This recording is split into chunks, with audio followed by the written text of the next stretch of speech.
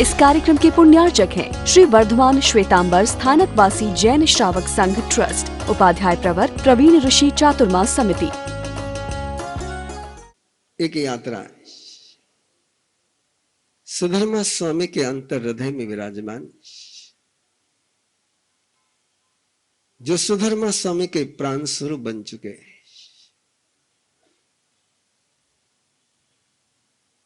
भाग्यशाली होता वो जीव, भगवान हो जाता था वो व्यक्ति जिसके प्राणों में प्रभु समा जाते हैं। जब प्राणों में प्रभु समा जाते हैं तब प्रभु के साथ रहने के लिए एफर्ट्स नहीं लगाने पड़ते।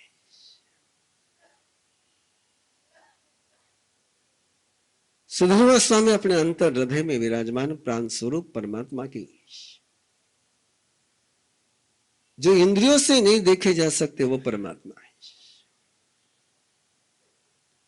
इंद्रियों से जो परमात्मा देखे जाते थे उनका हमने समोशरण के समय में ध्यान किया है।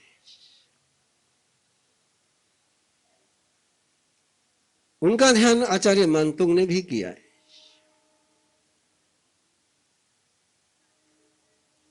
कुछ बातों की तरफ ध्यान देंगे। ए शांत राग रुचि भी परमाणु भीस्तम, परमाणु से बने हुए परमात्मा की बात भक्तामर में हो जाती है। तीर्थंकर नाम कर्म के बाह्य परिकर की बात कल्याण मंदिर में हो जाती है, किम कर्पूर में हो जाती है। लेकिन जिसके कारण से वो बाहर का रूप बना है, वो अंतर का बीज सुधर्मा स्वामी दे रहे हैं। इसलिए पुच्छ सुनम जैसा स्तोत्र जिन शासन में दूसरा नहीं है।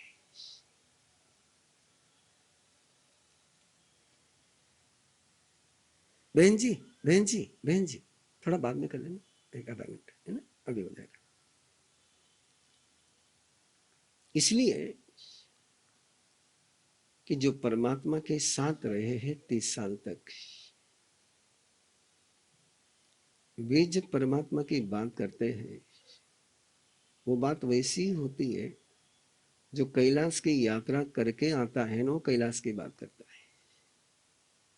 अनेक वो व्यक्ति होता है प्रवीण ऋषि जैसा जो यहां बैठे बैठे कैलाश की बात करता है।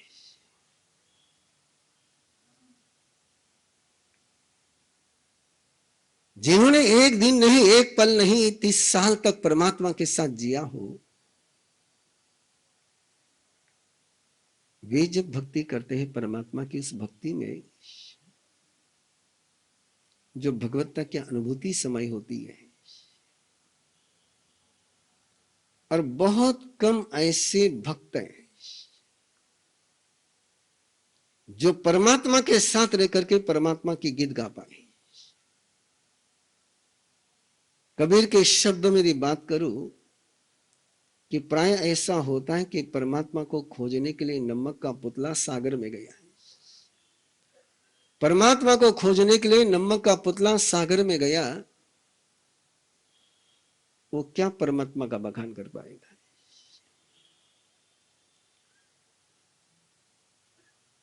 गुंगा गुड़ खा करके क्या बखान कर पाएगा? क्यों पूछे सुनम की विशेषता है कि एक ऐसा पुतला कि जो परमात्मा में समा करके भी परमात्मा के गीत गाने में समर्थ है, वे सुधर्मा स्वामी है। इसलिए विरथी जैसा प्रभु भक्ति का गान दूसरा नहीं है। कल्याण मंदिर अपने स्थान पर है, भक्तामर अपने स्थान पर है, हर रचना भक्ति के अपने स्थान पर है। लेकिन गंधर्व के द्वारा रचित और परमात्मा के चरणों में रहे व्यक्ति की प्रभु भक्ति का गान, इसलिए वो बड़ी गजब गजब की बात करेंगे। खेयन ये से कुशले महेशी, बात कहां से शुरू कर रहे हो? ना ज्ञान से, ना दर्शन से, ना चरित्र से। खेयन्य क्षेत्रज्ञ, क्षेत्र को पहचानना है। इस क्षेत्र में क्या क्या संभावनाएं। क्षेत्र मीन्स जमीन, क्षेत्र मीन्स भूमि। बीज की संभावनाओं को कोई किसान बता सकता है। आप भी बता सकते कि ज्वारी का बीज ही, आम का बीज ही, अंगूर का बीज ही, करेले का बीज ही,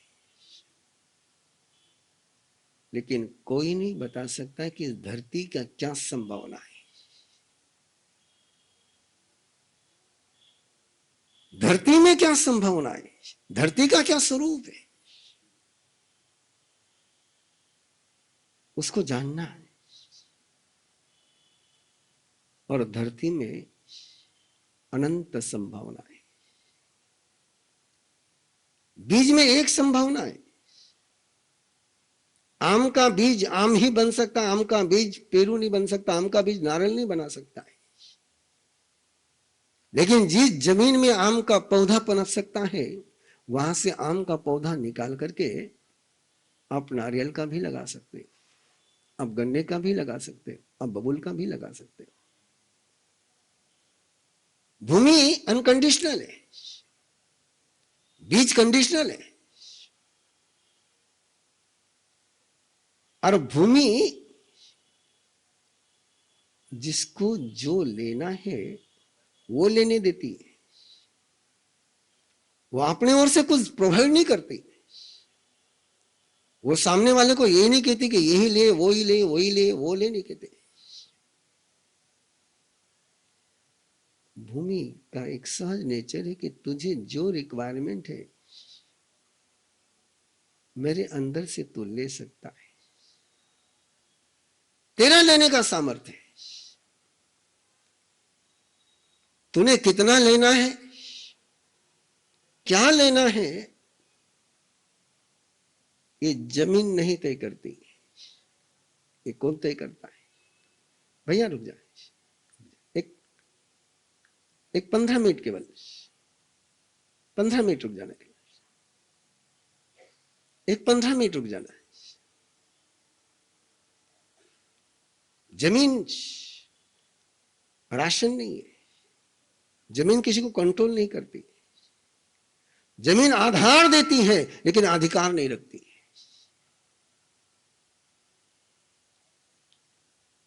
जमीन आधार देती है लेकिन अधिकार है। क्षेत्रज्ञ परमात्मा के लिए सबसे पहला जो संबोधन गया वो क्षेत्रज्ञ। वे जमीन को जानते।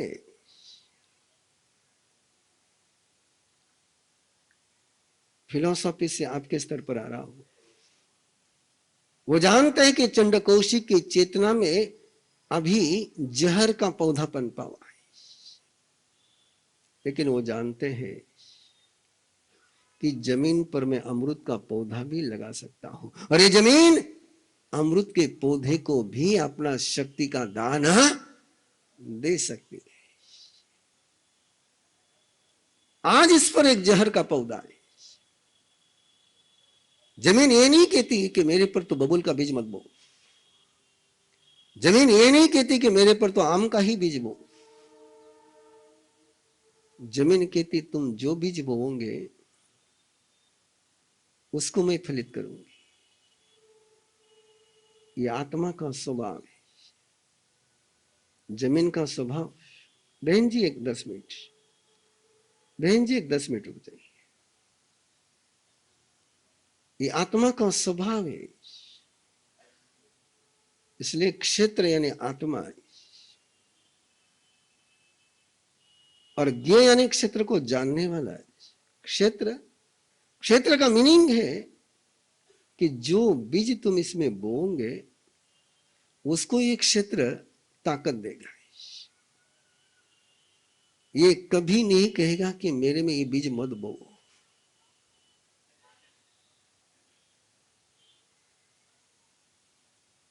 इसलिए वो जान पाए कि चंडकोशिक में आज ये बीज पनप रहा है। ये जमीन उपजाऊ है, इस जमीन को कभी कोई बंजर कर नहीं पाता है। इस जमीन को कोई बंजर कर सकता है, लेकिन आत्मा के जमीन को कोई बंजर नहीं कर सकता है। बस जरूरत है कि इस जमीन में बीज कौन सा बोना है। इसलिए दूसरा शब्द दिया, खेयन ये से कुशले, वे कुशल है, मास्टर है। और किसी को मास्टर बनना है तो पहले क्षेत्रज्ञ बनना जरूरी है कि खेतर कौन सा कामरो है,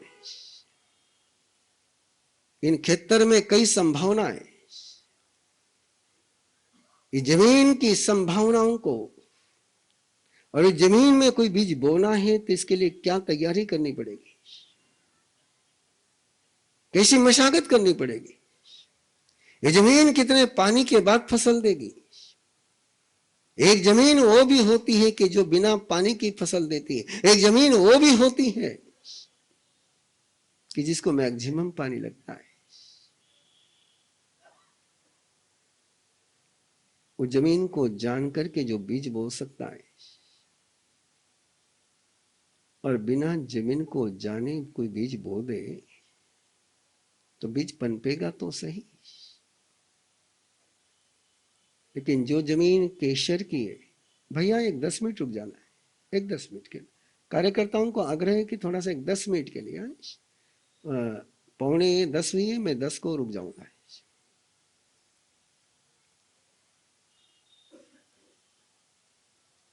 जो केशर की जमीन है, जहां केशर पनप सकती है, वहां तुम बबूल का बीज भी बो दोगे तो वो भी पनप जाएगा। लेकिन जहां केशर पनप सकती है, वहां कोई बबूल का बीज बो दे तो उसको आप मास्टर नहीं कह सकते। अरे तो राजस्थान की धरती है, 3 साल मैंने मैं पढ़ा था, उस क्षेत्र का नाम आपको याद होगा, कि जो कश्मीर में केशर पनपती है वो राजस्थान के धोरों में भी किसान ने ले ली। इसको कहते हैं कुशल।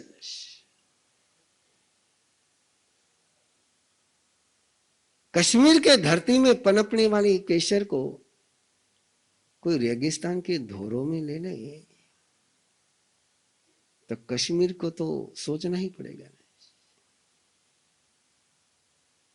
लेकिन जो क्षेत्र की संभावनाओं को ऐसा अनलिमिटेड जानता है, इसलिए चंडकोशी की धरती कोई केशर की धरती नहीं थी, उसकी धरती भी रेगिस्तान की थी। लेकिन कुशल थे प्रभु, तो वहां जाकर के भी केशर की क्यारी तैयार कर दी। खेयन ऐसे कुशले महेशी, और इसलिए वो महर्षि होते हैं। तुम किसी को प्रज्ञा महर्षि कह दो, तुम्हारे कहने से कोई प्रज्ञा महर्षि हो जाता तो तुमको मैं भगवान का होदा तो यूं ही दे देता है। तुम प्रज्ञा प्रदीप कह दो कि और कुछ बोल दो, लेकिन महर्षि शब्द की जो गरिमा है वो पता चलती है। खेयन ऐसे कुशले महेशी, अनंत नानी अनंत दंसी, एंडलेस नॉलेज, एंडलेस विजन। हमारे पास जो ज्ञान है वो मौत को देखता है, वो मौत को जानता है। उसको लगता है कि मौत के साथ सारा समाप्त हो गया। एंडलेस, अनंत यानी नो एंड। हम किसको जानते हैं? आपको तो सबसे पहले क्या दिखता है? एंडिंग कटे हुए, अपनी सारी तैयारी कटे रहे, यो एंड कटे हुए बताओ। हम सब एंड को जानते हैं, एंड को देखते हैं और एंड में ही जीते हैं, और पता नहीं फिर मौत से क्यों डरते हैं। लेकिन परमात्मा कई एंड को देखते ही नहीं। अनंत है और ये सत्य है। जिस समय आप एंड के बियॉन्ड द एंड जाओगे उस समय जीने में एक मजा आएगी। असीम को जानोगे तो असीम बनोगे, असीम को देखोगे तो असीम बनोगे। सीमा को देखने वाला सीमा के बाहर कैसे जा पाएगा? कुएं का मेंढक तालाब को क्या समझ पाएगा? और तालाब का मेंढक सागर को क्या समझ पाएगा? अनंत नानी अनंत दंसी। और लास्ट लाइन ये बनने का सूत्र है। ये भगवत्ता के अंतर रहस्य की यात्रा है। सुधर्मा स्वामी के अंतर हृदय में विराजमान। जसन सिनो चखो पहेठियस। राह पर जिसकी नजर होती वो यशस्वी हो जाते। राह से जिसकी नजर हट गई वो सफलता से दूर चले गए। जसन सिनो चखो पहेठियस। यशस्वी। और क्यों यशस्वी है? कोई पराक्रम का जिक्र नहीं है। जिक्र केवल इस बात का इनकी नजर पहेठियस। पहे यानी पथ, पथ में स्थित है नजर जिसकी वो हो जाता है सफल। और पथ से जिसकी नजर हट गई दुर्घटना घट गई।